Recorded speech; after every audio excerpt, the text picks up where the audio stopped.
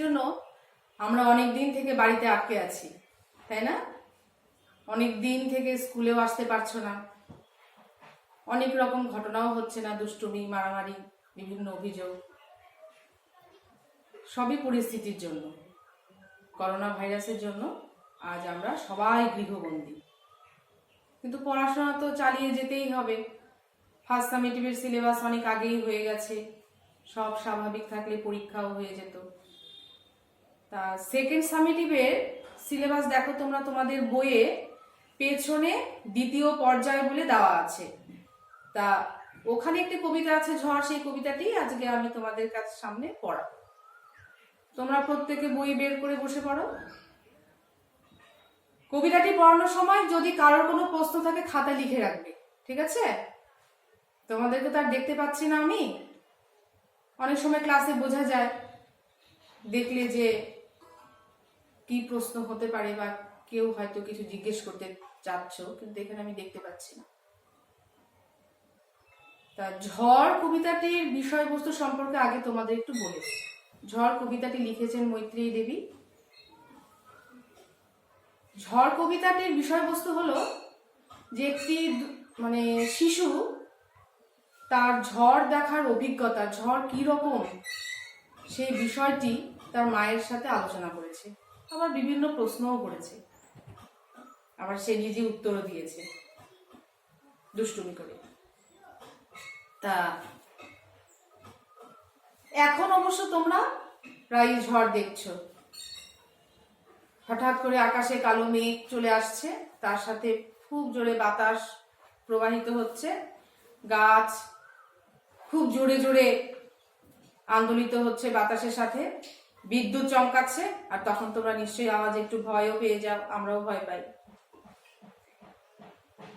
এই কবিতাতেও ঠিক সেরকমই একটি শিশু হাটের বারে মাঠের ধারে খেলতে গিয়েছিল দুপুরবেলা। হাটবার বলা হয়েছে যে সপ্তাহের নির্দিষ্ট দিনে একটি বড় বাজার যেখানে বসে, অনেক জিনিস সবাই বিক্রি করতে আসে, যাদের যা দরকার কিনে নেয়। তো সেই রকমই হাটের বারে দুপুরবেলা একটি শিশু তার সাথীদের সাথে মাঠের ধারে খেলতে গিয়েছিল।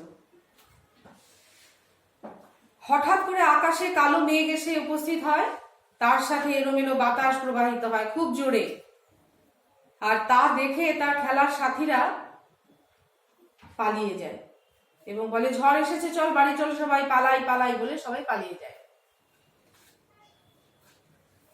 সেই সময় ছেলেটির একটু ভালো লেগেছিল, কিন্তু যখন সে দেখলো চাপার বন, বকুলতলা সব কালো হয়ে গেছে। কেন কালো হয়েছে? আকাশে যে কালো মেঘ এসছে, তার সাথে নদীর জলও কালো হয়েছে, আর সেই কালো নদীর জল পার করে তাড়াতাড়ি মাঝি নৌকা নিয়ে পাড়ে এসে উপস্থিত হয়েছে। সেই দৃশ্য দেখার পর ছেলেটির কিন্তু, অর্থাৎ সেই শিশুটি একটু ভয় পেয়ে গেল। কবিতার মধ্যে আমরা যা পেয়েছি, পর মুহূর্তে সেই শিশুটি তার মাকে জিজ্ঞেস করলো, মা ঝড় কাকে বলে? আবার সে নিজেই উত্তর দিল। আসলে মনে হয় ঝড় আমার মতোই দুষ্টু ছেলে, তাই না মা?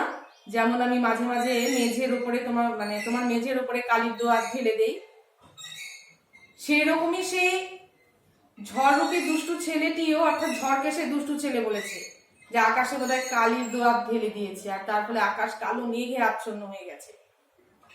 এখানে কালির দোয়াতের কালির সাথে কালো মেঘের তুলনা করা হয়েছে। আবার এই সময় আকাশ যখন কোমল ঠোঁটটি মেলে হেসে ওঠে, অর্থাৎ সেই সময় আগুন জ্বলে ওঠে। সেই আগুন কি সত্যি? এখানে আগুন বলতে বিদ্যুতের কথা বলা হয়েছে।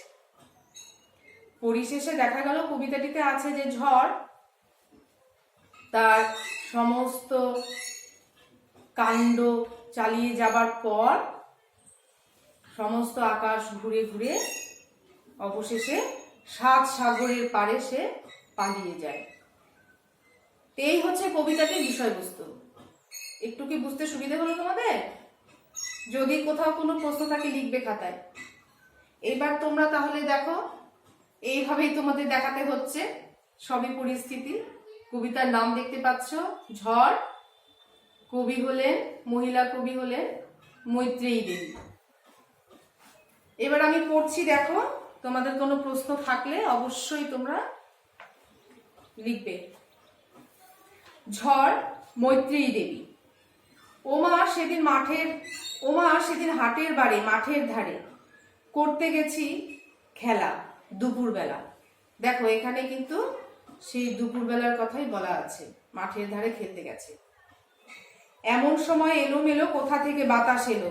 ঝড় শুরু হলে যেমন খুব জোরে বাতাস শুরু হয়, হঠাৎ থেকে থেকে অন্ধকারে সমস্ত দিক কেমনি দিল ঢেকে। যে ঝড় যখন শুরু হয় তখন আকাশে কালো মেঘ আসে, আর চারিদিক আচ্ছন্ন হয়ে যায় কালো মেঘে সব, তার ফলে চারিদিক কালোই লাগে দেখতে, অন্ধকার লাগে। বললে ওরা কারা সেই খেলার সাথীরা, ছুটে পালায় ঘর, ওই এসেছে ঝড়। আমার যেন লাগলো ভারী ভালো, এখানে সেই শিশুটি বলেছে।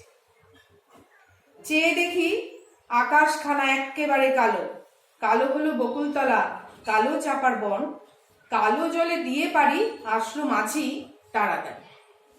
যে সে যখন দেখলো যে সত্যি তো চারিদিক কালো হয়ে গেল, বকুলতলা চাপার বন কালো হয়ে গেল, মানে অন্ধকার হয়ে গেল কালো মেঘের ফলে, ও একটু ভয় পেল। আরো ভয় পেল কখন, যখন দেখলো মাঝি তাড়াতাড়ি তার নৌকা নিয়ে পাড়ে এসে পৌঁছালো, সেই নদীর জলও কালো। এসব দেখে তখন সে বলল যে কেমন জানি করলো আমার মন। এইবার সে তার মাকে প্রশ্ন করছে, ঝড় কারে মা কয়, আমার মনে হয় কাদের যেন ছেলে কালির দোয়ার কেমন করে হঠাৎ দিল ফেলে। এই যে মেঝের ওপর কালির দোয়ার ঢেলে দিয়েছে, যেমন করে কালি আমি তোমার মেঝের ওপর ঢালি, সে নিজের দুষ্টুমির কথা বলেছে। হাসলো কোমল ঠোঁটটি মেলে, ভীষণ কেমন আগুন জেলে। এখানে আকাশ যখন তার কোমল ঠোঁটটি মেলে হেসে ওঠে, অর্থাৎ যখন ঝড় সৃষ্টি হয়, ঝড় শুরু হয়, বিদ্যুৎ চমকায়, এখানে সেই বিদ্যুৎ চমকানোর কথা বলা হয়েছে। আকাশ বারে বারে আবার বুঝি ঘুরে ঘুরে পালিয়ে গেল অনেক দূরে, কোথায়, সাত সাগরের পারে। ঝড় তো আর সারাক্ষণ থাকবে না, তার নির্দিষ্ট সময় পর্যন্ত সে তার স্থায়িত্ব পরিশেষে তাকে বিদায় নিতে হয়। সমস্ত আকাশ ঘুরে, অর্থাৎ চারিদিক এলোপাথারি ভাবে প্রবাহিত হওয়ার পর বাতাস সাত সাগরের পারে মানে অনেক দূরে সে চলে যায়। এই হচ্ছে কবিতাটির বিষয়বস্তু। এবার তোমরা অনুশীলনী বের করো। তোমাদের ক্লাসে আমি যেভাবে করাই, কবিতার নাম লিখবে, কবির নাম লিখবে, অনুশীলনী লিখে দেখো এখানে 1 নম্বরে আছে ঠিক উত্তরটি বেছে নিয়ে লেখো। পশ্চিমবঙ্গে কালবৈশাখী যে ঋতুতে হয়, অনেকগুলি অপশন দেওয়া আছে, গ্রীষ্ম, বর্ষা, শরৎ, শীত। অবশ্যই গ্রীষ্ম, এটি লিখবে। অবশ্যই তোমরা প্রত্যেকটি উত্তর পূর্ণ বাক্যে লিখবে, সব সময় পূর্ণ বাক্যে, ঠিক আছে? প্রশ্নগুলো তো বইয়েই রয়েছে, প্রশ্নগুলো লেখার কোনো দরকার নেই, নাম্বার দিয়ে 1-এর 1 উত্তর লিখবে পূর্ণ বাক্যে। বাক্যটা লিখবে সম্পূর্ণ, তারপরে ড্যাশ দিয়ে যেটা হবে সেটা উত্তরটা লিখবে। দিনের যে সময়ে কালবৈশাখী ঝড় আসে, সকাল, দুপুর, বিকেল, রাত। বিকেল বেলায় সাধারণত কালবৈশাখী ঝড় হয়, কিন্তু দেখো এখন তো সকালেও হচ্ছে। তো যাই হোক, কালবৈশাখী ঝড় বিকেল বেলা হয়, এটাই ধরা হয়। তো বিকেল বেলা লিখবে তোমরা, এইভাবে প্রত্যেকটা লিখবে। 2 নম্বরে দেখা আছে ক স্তম্ভের সঙ্গে খ স্তম্ভ মিলিয়ে লেখো। পাশাপাশিও লিখতে পারো, দাগ দিয়েও মেলাতে পারো। 3 নম্বরে আছে চেয়ে ও ভারী শব্দ দুটিকে আলাদা আলাদা অর্থে বাক্যে ব্যবহার করো। নিজেদের মতো করে আলাদা আলাদা অর্থ, অর্থাৎ অর্থ বুঝিয়ে বাক্য লিখবে। যদি কোনো সময় সুযোগ হয় খাতা দেখার বা এটা নিয়ে ক্লাসে আলোচনা করার, অবশ্যই আমরা করবো। আমরা আশায় থাকবো খুব তাড়াতাড়ি যেন সব স্বাভাবিক হয়ে ওঠে, ক্লাসে যেন তোমরা আসো, তোমাদেরকে যেন দেখতে পাই। অনেক দিন থেকে তোমাদের সাথে কোনো দেখা সাক্ষাৎ নেই। 4 নম্বরে দেখো বিশেষ্য বিশেষণ, খুব সোজা। এলোমেলো বাতাস, চাপার বন, কালো জল, কালির দোয়াত, কোমল ঠোঁট।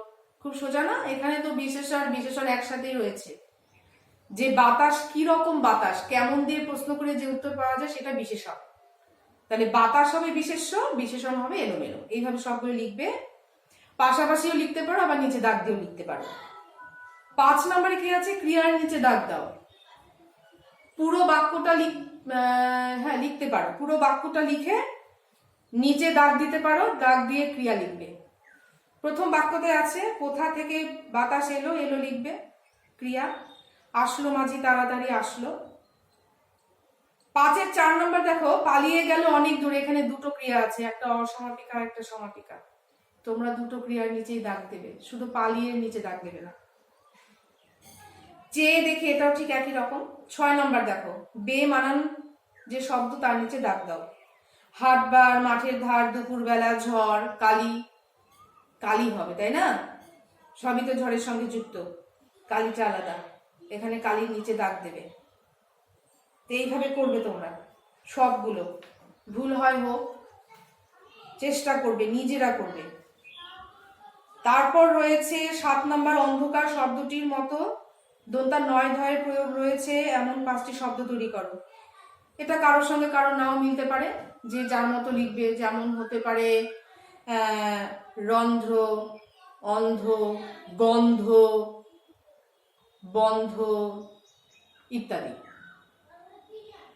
8 নম্বরে এলোমেলো বর্ণগুলিকে সাজিয়ে শব্দ তৈরি করো। শব্দ তৈরি করো এখানে আছে যে এলোমেলো, প্রথমটাতেই তো প্রশ্নেই তো উত্তর রয়েছে এলোমেলো, তাই না? তাহলে এইভাবে করবে। পরেরটা হবে আকাশ খানা। পরেরগুলো একদম সোজা, বলছি না। 9 নম্বর খুবই সোজা, কবিতার লাইন অনুযায়ী লিখবে তোমরা। কবিতার প্রত্যেকটা লাইন আছে, শূন্যস্থান পূরণ করো। 10 নম্বর বাক্য রচনা, যে যার মতো অর্থবোধক বাক্য লিখবে। 11 নম্বরে আছে বিপরীতার্থক শব্দ। এলোমেলো অবশ্যই হবে সাজানো, গোছানো হতে পারে। তাড়াতাড়ি, আস্তে আস্তে, কোমল, কঠিন, এইভাবে লিখবে। তো ঠিক আছে, আজকে আমি তোমাদের এতটুকুই পড়ালাম। তোমরা লিখবে, পড়বে। এর পরবর্তীতে আমি সেকেন্ড সামেটিভের আরেকটি পড়াবো। আর কিছু এর অনুশীলনীর অল্প কিছু অংশ বাকি থাকবে, সেটা আমি পরের দিন আলোচনা করবো, যদি আবার ক্লাস নিতে পারি। তা আমি বলবো যে তোমরা বাড়িতে বেশি দুষ্টুমি করো না, বাবা মায়ের কথা শুনবে আর পড়াশোনা করবে। ভালো থেকো, টাটা।